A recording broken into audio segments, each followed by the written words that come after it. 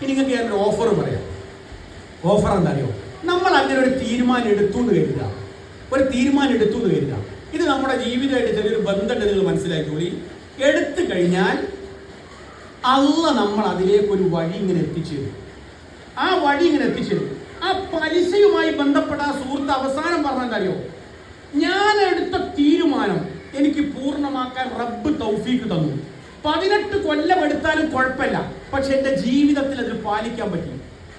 മൊയ്തീൻ പള്ളിയിലെ ജമാഅത്ത് നമസ്കാരത്തിന് ഒരു നേരവും മിസ്സാക്കാത്ത കോഴിക്കോട്ട് MP റോഡിലെ വളരെ പ്രസിദ്ധനായിരിക്കുന്ന ഒരു കച്ചവടക്കാരൻ, അദ്ദേഹം പണം വാങ്ങിയിടുന്ന വലിപ്പിന്റെ മുമ്പിൽ മൊയ്തീൻ പള്ളിയുടെ ജമാഅത്തിന്റെ ടൈമാണ്, ഒറ്റ നമസ്കാരവും കട്ടാക്കാതെ അദ്ദേഹം പറഞ്ഞു, ഈ ജമാഅത്ത് നമസ്കാരത്തിലേക്കുള്ള എന്റെ പോക്ക്, വിശുദ്ധ ഖുർആനുമായുള്ള എന്റെ ബന്ധം കച്ചവടത്തിൽ ബർക്കത്തല്ലാത്ത വേറെ ഒന്നും നൽകിയിട്ടില്ല. എന്താ കാരണം? റബ്ബ് സുബ്ഹാനഹു വ തആല അതിലേക്ക് നമ്മൾ എന്ത് ചെയ്യും? മെല്ലെ മെല്ലെ ഇങ്ങനെ കൊണ്ടുപോകും.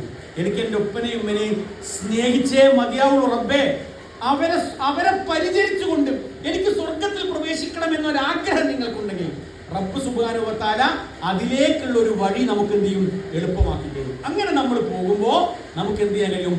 മൊത്തത്തിൽ നമ്മുടെ ജീവിതത്തിൽ തന്നെ ഒരു ശോഭയും അതോടൊപ്പം തന്നെ ഒരു മാതൃകയും നമുക്ക് കാണാൻ കഴിയും. ഇയാൾ ഖുർആൻ പഠിച്ചിരിക്കുന്ന ആളാണ് എന്ന ബോധ്യം ഉണ്ടാവുകയും. ഇസ്ലാമിലെ ഖുർആനിന്റെ ഏറ്റവും ആദ്യത്തെ ഇംഗ്ലീഷ് പരിഭാഷ എഴുതിയ മർമഡ്യൂക്ക് പിക്താൾ, അദ്ദേഹം ഇസ്ലാമിലേക്ക് കടന്നു വരാനുള്ള പ്രധാനപ്പെട്ട ഒരു കാരണം ഒരു മനുഷ്യന്റെ സാക്ഷിയാണെന്ന് പറയുന്നുണ്ട്. എന്താ സാക്ഷി എന്നറിയോ? അദ്ദേഹം ഇങ്ങനെ വീട്ടിന്റെ മുകളിൽ ഇങ്ങനെ ഇരിക്കുമ്പോൾ ഒരു യുവാവും പ്രായമുള്ള ആളും തമ്മിൽ ഒരു ചെറിയ സംഘടനം ഉണ്ടായി.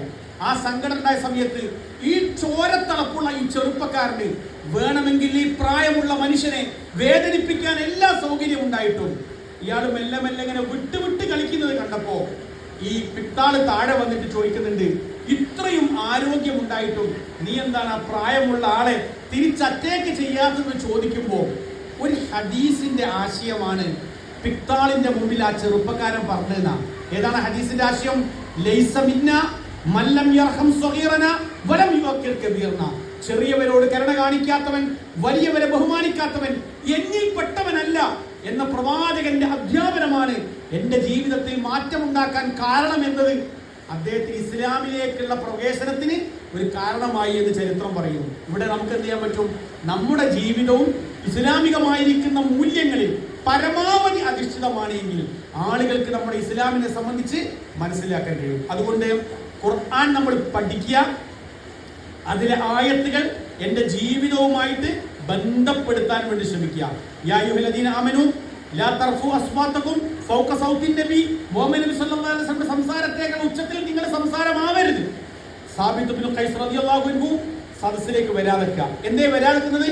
എന്റെ സംസാരം നിങ്ങളുടെ സംസാരത്തെക്കാൾ കൂടുതലാണോ എന്നൊരു പേടി.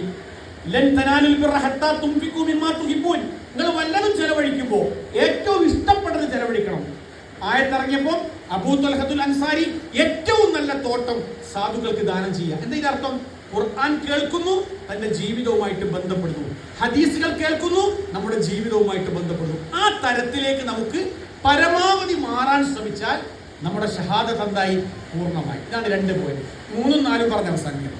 മൂന്നാമത്തെ പ്രധാനപ്പെട്ട ഒരു പോയിന്റ് എന്ന് വെച്ചാൽ ഇതേ രൂപത്തിൽ നമ്മൾ സാക്ഷിയാവേണ്ട ഒരു രംഗമാണ് നമ്മുടെ സാമൂഹ്യ രംഗം. അത് കൂടുതൽ നമ്മുടെ പറയേണ്ടയില്ല. നമ്മുടെ സാമൂഹ്യ രംഗം, അവിടെ നമുക്ക് സാക്ഷിയാവാൻ കഴിയണം. അൽഹംദുലില്ലാഹ് നല്ലൊരു ശതമാനം ആൾക്കാരെ, അഥവാ ഞാൻ നേരത്തെ പറഞ്ഞ വീട്ടിലെ സ്വഭാവത്തിലടക്കം വൈകൃതമുള്ള ആളുകൾ സാമൂഹ്യ രംഗത്ത് വലിയ മുന്നേറ്റം പോകാറുണ്ട്. എന്നാൽ ചില ആൾക്കാർ എന്ത് ചെയ്യുന്നറിയോ? ചില ആൾക്കാർ അവിടെ തൻ്റെ സാന്നിധ്യം തെളിയിക്കാൻ പലപ്പോഴും തയ്യാറാവാറില്ല. പക്ഷെ അവിടെയും നമ്മുടെ സാന്നിധ്യം ഉണ്ടാവണം എന്നുള്ളത് പ്രധാനപ്പെട്ടതാണ്. നിങ്ങൾ പരിശോധിക്കേണ്ട ഒരു ആയത്ത് സൂറത്ത് ഇബ്രാഹിമിലെ 24-ാമത്തെ ആയത്ത്. നിങ്ങൾക്ക് കേട്ട് പരിചയമുള്ള ഒരു ആയത്താണ്. അലം തറ കൈഫ ദറബല്ലാഹു മസലൻ കലിമത്തൻ ത്വയ്യിബത്തൻ കശജറത്തിൻ ത്വയ്യിബ. മനോഹരമായിരിക്കുന്ന ഒരു വാക്കിനെ അള്ളാഹു ഉപമിച്ചത് നല്ലൊരു മരത്തോടാണ്. ആ മനോഹരമായിരിക്കുന്ന വാക്കേതാ? ലാ ഇലാഹ ഇല്ലല്ലാഹ്. മരത്തിന്റെ പ്രത്യേകത എന്താ? തുഅ്തി ഉക്ലഹ കുല്ല ഹീനിൻ ബിഇദ്നി റബ്ബിഹ. എല്ലാ സന്ദർഭത്തിലും ഫലം നൽകുന്ന മരമാകുന്നു ആ മരം. അതിനെപ്പറ്റി പണ്ഡിതന്മാർ പറഞ്ഞത് അറിയോ, ഒരു വിശ്വാസി എപ്പോഴും ജനങ്ങൾക്ക് ഉപകാരം ചെയ്യുന്നവനായിരിക്കണം, അവിടെ ഉണ്ടാവണം. ജനങ്ങൾക്ക് ഉപകാരം ചെയ്യുന്ന ബോധ്യം ഉണ്ടാവണം. ഉദാഹരണം, ഞാൻ എന്ത് ചെയ്യുന്നു, ഞാൻ പള്ളിയിലേക്ക് 5 നേരം ജമാഅത്തിന് പോകുന്നുണ്ട്.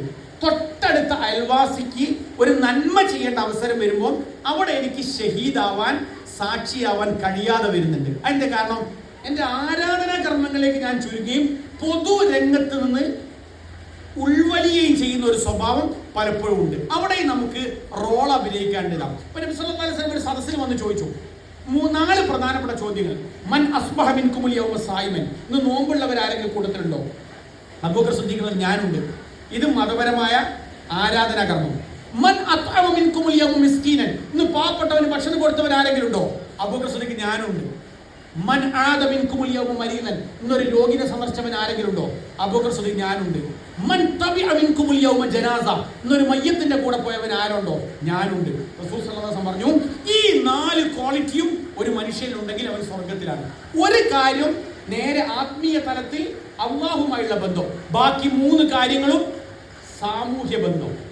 എന്ന് പറഞ്ഞാൽ ഒരു രോഗി നിങ്ങൾ പ്രഭാതത്ത് കാണാൻ പോയാലോ, രാവിലെ ഒരു രോഗിനെ ഒരാൾ കാണാൻ പോയാൽ വൈകുന്നേരം വരെ 1000 മലക്കുകൾ ഇവന് വേണ്ടി പ്രാർത്ഥിക്കും. ഹദീസ് സ്വഹിയാണ്. വൈകുന്നേരമാണ് പോയതെങ്കിൽ നേരം വെളുക്കുന്നത് വരെ 1000 രോഗികൾ, 1000 മലക്കുകൾ ഇയാൾക്ക് വേണ്ടി സംസാരിക്കും. എന്തേ കാരണം? ഇയാൾ ഇബാദത്ത് പോലെ തന്നെ തൊട്ട അയൽവാസിയായിരിക്കുന്ന രോഗിയുമായിട്ട് വലിയൊരു ബന്ധം, നല്ലൊരു ബന്ധം ഉണ്ടാവും. അത് നമ്മുടെ സാമൂഹ്യ ജീവിതത്തിലെ പ്രധാനപ്പെട്ട ഒരു ഭാഗമാണ്. ഒരു ജൂതനായ ഒരാൾ സ്ഥലം വിൽക്കാൻ വെച്ചു. മാർക്കറ്റ് റേറ്റിനേക്കാൾ വലിയ റേറ്റാ പറഞ്ഞത്, മാർക്കറ്റ് റേറ്റിനേക്കാൾ. അപ്പൊ നാട്ടുകാർ പറഞ്ഞു മാർക്കറ്റ് റേറ്റ് പറയാൻ പറഞ്ഞു. അപ്പൊ അദ്ദേഹം പറഞ്ഞു, എന്റെ സ്ഥലത്തിന്റെ വിലയല്ല, എന്റെ സ്ഥലത്തിനേക്കാൾ ഞാൻ വില മതിക്കുന്നത് എന്റെ അയൽവാസിയാണ്. എനിക്ക് നഷ്ടപ്പെടുന്നത് ഏറ്റവും വലിയൊരു മുസ്ലിമായ അയൽവാസിയാണ്. അതുകൊണ്ട് എനിക്ക് വില കൂടുതൽ കിട്ടണമെന്നാണ്. അയൽവാസി മുസ്ലിമാണ്. കാരണം തരോ, ഇവൻ അവിടെ ഷഹാദത്തോന്റെ ജീവിതത്തിൽ കാണിച്ചു കൊടുത്തപ്പം ജൂതനായിരിക്കുന്ന ഈ മനുഷ്യന് ഈ മുസ്ലിമിനെ പറ്റി കൃത്യമായ ഒരു ബോധ്യം വന്നു. എന്തേ കാരണം? ഇയാളൊരു മുസ്ലിമാണ്. ചില കൃഷി ഓഫീസിൽ പോയാൽ, ചില പഞ്ചായത്ത് ഓഫീസിലൊക്കെ പോയാൽ ചില ആൾക്കാരുടെ പെരുമാറ്റം നമ്മളെ വല്ലാതെ ആകർഷിക്കും. കാരണം എന്താണോ, ആ മനുഷ്യൻ അദ്ദേഹത്തിന്റെ ഐഡന്റിറ്റി കറക്റ്റ് കാണിച്ചു കൊടുക്കും. അതൊരു പ്രധാനപ്പെട്ട ഘടക. പ്രത്യേകിച്ച് സാമൂഹ്യ തലത്തിൽ എ.വി. അബ്ദുറഹ്മാൻ ഹാജിയെ സംബന്ധിച്ച് അള്ളാഹു അദ്ദേഹത്തിന് അവസരം നൽകട്ടെ, അദ്ദേഹത്തെ പറ്റി എപ്പോഴും പറയുന്ന ഒരു കാര്യം, രാഷ്ട്രീയ രംഗത്ത് ഏറ്റവും വലിയൊരു മാതൃകയായിക്കൊണ്ട് തന്റെ മുജാഹിദ് ആദർശം തന്റെ ജീവിതത്തിൽ പകർത്തിയിട്ട് അത് രാഷ്ട്രീയ രംഗത്തും മാതൃകാപരമായിട്ട് കാണിച്ചു കൊടുക്കാൻ പറ്റിയതല്ല. അതൊരു പ്രധാനപ്പെട്ട ഘടകമല്ലേ. എവിടെ ചെന്ന് കഴിഞ്ഞാലും, ഞാൻ കഴിഞ്ഞ ദിവസം എൻ്റെ പ്രിയപ്പെട്ട ഒരു ആത്മസുഹൃത്ത് ഡോക്ടറുണ്ട്, അതിന്റെ പേരൊന്നും ഞാൻ പറയുന്നില്ല,